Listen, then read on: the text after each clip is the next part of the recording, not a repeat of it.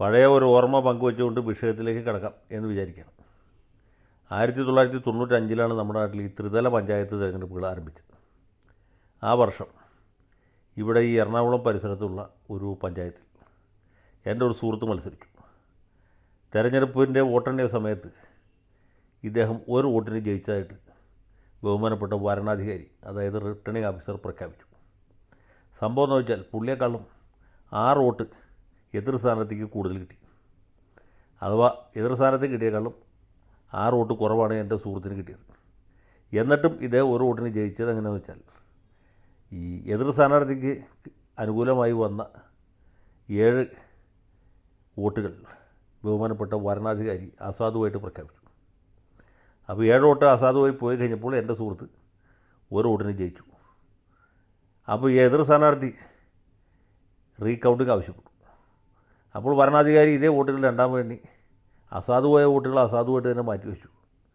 എന്നിട്ട് നേരത്തെ അസാധുവായിട്ട് എൻ്റെ കക്ഷിക്ക് എതിരായിട്ട്, അല്ല എൻ്റെ സുഹൃത്തിന് അനുകൂലമായിട്ട്, അല്ല എതിരായിട്ട് മാറ്റിവെച്ചിരുന്ന ഒരു അസാധു വോട്ടും കൂടി സാധുവാക്കി. അങ്ങനെ എൻ്റെ സ്നേഹിതൻ 2 വോട്ടിന് ജയിച്ചു. അപ്പോൾ തന്നെ ആ എതിർ സ്ഥാനാർത്ഥി അവിടെ നിന്ന് എന്നെ വെല്ലുവിളിച്ചു, നിന്നെ കോടതിയിൽ കാണാം, ഞാൻ കോടതിയിൽ കേസ് കൊടുത്ത് തിരിച്ചു വരും എന്ന്. അതേ കേസ് കൊടുത്തു എന്നുള്ളത് സത്യമാണ്. എറണാകുളം മുനിസിപ്പൽ കോടതിയിൽ കേസ് വലിയ വാശിയിൽ ആവേശത്തോടെ നടന്നു എന്നുള്ളത് സത്യമാണ്. ഈ സ്നേഹത്തിന് വേണ്ടിയിട്ട് ഞാനാണ് സംഗതി വശാൽ ഹാജരായത്. കേസ് അവസാനം വരെ പോയിരുന്നെങ്കിൽ നമ്മൾ തോറ്റു പോകുമായിരുന്നു എന്നുള്ളത് വേറെ കാര്യമാണ്. പക്ഷേ അവസാനം വരെ പോകേണ്ട വന്നില്ല. അതിന് മുമ്പ് സാങ്കേതികമായ ചില കാരണങ്ങൾ പറഞ്ഞ് മുനിസിപ്പൽ കോടതി തള്ളിക്കളയുന്നത്. അങ്ങനെ ഈ കൂടുതൽ വോട്ട് കിട്ടിയ ആൾ തോറ്റുപോയി. കുറവ് വോട്ട് കിട്ടിയ എൻ്റെ സ്നേഹിതൻ തെരഞ്ഞെടുപ്പിലും ജയിച്ചു, കോടതിയിലും ജയിച്ചു. അദ്ദേഹം 5 കൊല്ലം പഞ്ചായത്ത് മെമ്പറായിട്ട് നാട്ടുകാരെ സേവിച്ചു എന്നുള്ളതാണ് ചരിത്രം. അപ്പോൾ ഇതെങ്ങനെ ജയിച്ചു കോടതിയിൽ എന്നുള്ളത് വേറെ ചോദ്യമാണ്, വേറെ വിഷയമാണ്. ഞാനിപ്പോൾ അതിലേക്ക് പോകുന്നില്ല. നമ്മുടെ നാട്ടിലെ നീതിന്യായ സംവിധാനത്തിൽ ഇങ്ങനെ പല പ്രശ്നങ്ങളുമുണ്ട് എന്ന് മാത്രം നിങ്ങൾ മനസ്സിലാക്കിയാൽ മതി. ഇതിപ്പോൾ പറഞ്ഞതിൻ്റെ കാര്യം എന്താണെന്ന് മനസ്സിലായല്ലോ. നമ്മുടെ മധ്യപ്രദേശിലെ രാജ്യസഭാ തെരഞ്ഞെടുപ്പിൽ 2 സീറ്റിൽ BJPയും 1 സീറ്റിൽ കോൺഗ്രസും ജയിക്കാനാണ് സാധ്യത ഉണ്ടായിരുന്നത്. പക്ഷേ കോൺഗ്രസ്സിന് വേല വയ്ക്കാൻ വേണ്ടിയിട്ട് BJPക്കാർ ഒരു സ്ഥാനാർത്ഥിയെ കൂടി നിർത്തി.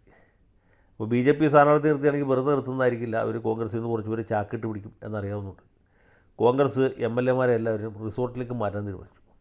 പക്ഷേ ഇവർ റിസോർട്ടിൽ എത്തുന്നതിന് മുമ്പ് തന്നെ അട്ടിമറി ഇവിടെ കഴിഞ്ഞു.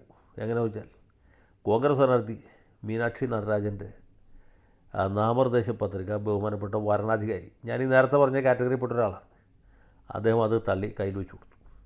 അങ്ങനെ കോൺഗ്രസിൻ്റെ നോമിനേഷൻ പേപ്പർ തള്ളിപ്പോയി. അവർക്ക് ഡമ്മി സ്ഥാനാർത്ഥിയൊന്നും ഉണ്ടായിരുന്നില്ല. ഡമ്മി ഉണ്ടായിരുന്നെങ്കിൽ കളി മാറിയത്. പക്ഷേ രാജ്യസഭയ്ക്കൊന്നും ആരും ഡമ്മിയെ നിർത്താറില്ല, ആരുടെ കുറ്റമല്ല. ഈ നോമിനേഷൻ ഫില്ല് ചെയ്തതിൽ എന്തോ ചെറിയ തകരാറുണ്ട് എന്നാണ് പറയുന്നത്. അതായത് മീനാക്ഷി നടരാജനെതിരായിട്ട് തെലുങ്കാനയിൽ ആരോ ഒരാൾ ഫയൽ ചെയ്ത ഒരു സ്വകാര്യ അന്യായമുണ്ട്. ഒരു അന്യായമായിട്ട് നിലനിൽക്കുന്നേ ഉള്ളൂ. അത് ഒരു കോടതി ഫയലിൽ സ്വീകരിച്ച് ഇവർക്ക് നോട്ടീസ് അയക്കുക, അങ്ങനത്തെ പരിപാടി നോട്ടീസ് അയച്ചിട്ടുണ്ട്. പക്ഷേ അതിനപ്പുറത്തേക്കൊന്നും സംഭവിച്ചിട്ടില്ല. ഇതൊരു കേസായിട്ട് വന്നിട്ടില്ല. അപ്പോൾ ഈ രഹസ്യം മറച്ചു വെച്ചു എന്നാണ് BJPക്കാർ പറയുന്നത്. ആ കാരണത്താൽ സാധാരണ ഇങ്ങനത്തെ വിഷയത്തിലൊന്നും നോമിനേഷൻ തള്ളുകയില്ല, നോമിനേഷൻ സ്വീകരിക്കും. പിന്നീട് തർക്കമുണ്ടെങ്കിൽ കോടതിയിൽ പോയി തീർക്കുക എന്നേ റിട്ടേണിംഗ് ഓഫീസർമാർ പറയുള്ളൂ. പക്ഷേ ഇവിടെ റിട്ടേണിംഗ് ഓഫീസർ ആൾ സമർത്ഥനായിരുന്നുകൊണ്ട് അതങ്ങ് തള്ളി കയ്യിൽ വെച്ചു കൊടുത്തു. അങ്ങനെ MLA റിസോർട്ടിൽ കൊണ്ടുവന്ന് ചിലവ് കോൺഗ്രസ്സിന് ഒഴിഞ്ഞു കിട്ടി. കാരണം നോമിനേഷൻ പേപ്പർ അതിന് മുമ്പ് തന്നെ തള്ളി. അപ്പോൾ നാമനിർദ്ദേശ പത്രിക തള്ളിയ സാഹചര്യത്തിൽ പിന്നെ കോൺഗ്രസ് എത്തിയാൽ പറ്റും. അവർ അത്യാവശ്യം പ്രതിഷേധമൊക്കെ സംഘടിപ്പിച്ചു, മുദ്രാവാക്യം വിളിച്ചു. വോട്ട് ജോലി കഴിഞ്ഞ് സീറ്റ് ജോലിയായി എന്ന് ആക്ഷേപിച്ചു. അത് കഴിഞ്ഞ് ബഹുമാനപ്പെട്ട സുപ്രീം കോടതിയിൽ ഈ വിഷയം ഉന്നയിക്കാൻ തീരുമാനിച്ചു. സുപ്രീം കോടതിയിൽ ഉന്നയിച്ചു. സുപ്രീം കോടതിയിൽ ഫയൽ ചെയ്തപ്പോൾ തന്നെ ഇവിടെ തെരഞ്ഞെടുപ്പിൽ മറ്റവർ ജയിച്ചായിട്ട് പ്രഖ്യാപിച്ചു. അവർക്ക് വരണാധികാരി തിരഞ്ഞെടുക്കപ്പെട്ടായിട്ടുള്ള സർട്ടിഫിക്കറ്റ് ഒപ്പിട്ട് കൊടുത്തു. അവരതുമായിട്ട് സത്യപ്രതിജ്ഞ ചെയ്തിട്ട് ഡൽഹിക്ക് വിമാനം കയറി. പിന്നെ എന്ത് ബാക്കിയുണ്ട്? ഇവർ സുപ്രീം കോടതിയിൽ മൂവ് ചെയ്തു. മനു അഭിഷേക് സിംഗ്വി തൊണ്ട കയറി വാദിച്ചു, ഇത് വലിയ അന്യായമാണ്, അതിക്രമമാണ്, തോന്നിവാസമാണ്, തല്ലുള്ളിത്തരമാണെന്നൊക്കെ പറഞ്ഞെങ്കിലും സുപ്രീം കോടതിയിൽ നിൽക്കുന്ന ന്യായാധിപന്മാർക്ക് അത് ബോധ്യപ്പെട്ടില്ല. ഒരിക്കൽ തെരഞ്ഞെടുപ്പ് പ്രക്രിയ ആരംഭിച്ചു കഴിഞ്ഞാൽ പിന്നെ അതിൽ സുപ്രീം കോടതിക്കല്ല ലോകത്തൊരു കോടതിക്കും ഇടപെടാൻ പറ്റുകയില്ല. പിന്നെ ഇടപെടാനായിട്ട് വ്യവസ്ഥയില്ലാതുകൊണ്ട് ഞങ്ങൾ നിസ്സഹായരാണ്. നിങ്ങൾക്ക് വേണമെങ്കിൽ തെരഞ്ഞെടുപ്പ് പെറ്റീഷൻ കൊടുക്കാം, ഏതുപോലെ എൻ്റെ സ്നേഹിതനായിട്ട് മറ്റേ പുള്ളി കൊടുത്ത പോലെ. അത് മുനിസിപ്പൽ കോടതിയിലാണെങ്കിൽ ഇത് ഹൈക്കോടതിയിലാണ്. മധ്യപ്രദേശിലായതുകൊണ്ട് അവർക്ക് ഭോപ്പാൽ ബെഞ്ചിൽ കൊടുക്കാം, അല്ലെങ്കിൽ ജബൽപൂരിലാണ് ഹൈക്കോടതിയുടെ ഹെഡ് ക്വാർട്ടേഴ്സ്, അവിടെ കൊണ്ട് കൊടുക്കാം. അത് അവരുടെ സൗകര്യമാണ്. പക്ഷേ തെരഞ്ഞെടുപ്പ് പെറ്റീഷൻ 45 ദിവസത്തിനകത്ത് കൊടുത്താൽ മതി.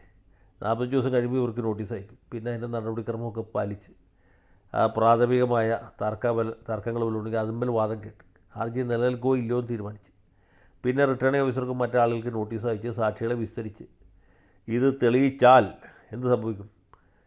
ഈ തെരഞ്ഞെടുപ്പ് അസ്ഥിരപ്പെടും. രണ്ടാമതും ഈ 3 സീറ്റിലേക്ക് തെരഞ്ഞെടുപ്പ് നടത്താൻ പറയും. അപ്പോൾ മീനാക്ഷി നടരാജൻ തന്നെ സ്ഥാനാർത്ഥിയായിട്ട് മത്സരിക്കുകയാണെങ്കിൽ, അവർക്ക് കൂടുതൽ വോട്ട് കിട്ടുകയാണെങ്കിൽ അവർക്ക് രാജ്യസഭാ മെമ്പറായിട്ട് പരിലസിക്കാം. അല്ലെങ്കിൽ ഇതേ റിസൾട്ട് തന്നെ വീണ്ടും ഉണ്ടാകും. അപ്പോൾ ഇങ്ങനെ ഒരു തീരുമാനത്തിലേക്കാണ് ഇപ്പോൾ സുപ്രീം കോടതി എത്തിച്ചേർന്നിട്ടുള്ളത്. പാവം മീനാക്ഷി നടരാജനോട് എനിക്ക് സത്യത്തിൽ സാധാരണ ഒരു നോമിനേഷൻ ഫോം പോലും പ്രോപ്പറായിട്ട് ഫില്ല് ചെയ്യാൻ അറിയാൻ പാടില്ലാത്തവരാണ് കോൺഗ്രസ്സുകാർ. അവരെയൊക്കെ വിശ്വസിച്ച് തെരഞ്ഞെടുപ്പിൽ മത്സരിക്കാൻ പോകുന്ന ആളുകളുടെ സ്ഥിതി വളരെ കഷ്ടമാണ്. തെലങ്കാനയിൽ ഇങ്ങനൊരു കേസുണ്ടെന്നും കൂടി അതിനകത്ത് എഴുതി കൊടുത്താൽ മതിയായിരുന്നു.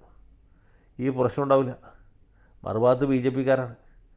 അവർ മീനാക്ഷി നടരാജൻ്റെ ജാതകവും തലക്കുറി അടക്കം വെച്ചിട്ടാണ് ഇതിന് ഈ നോമിനേഷൻ പേപ്പറിന് ഒബ്ജക്റ്റ് ചെയ്യുന്നത്. അപ്പോൾ ആ രീതിയിലൊരു ജാഗ്രത കോൺഗ്രസിൻ്റെ ഭാഗത്തും ഉണ്ടായില്ല. അതുകൊണ്ട് കോൺഗ്രസ്സിന് ഗുണമുണ്ടായി. കാരണം വെച്ചാൽ MLA-മാർ റിസോർട്ടിലേക്ക് കൊണ്ടുപോകുന്ന ചിലവ് ഒഴിവായി. MLA-മാരാരെങ്കിലും കൂറ് മാറിയിരുന്നെങ്കിൽ അത് ചീത്തപ്പേരായിരുന്നു. ആ ചീത്തപ്പേര് ഒഴിവായി.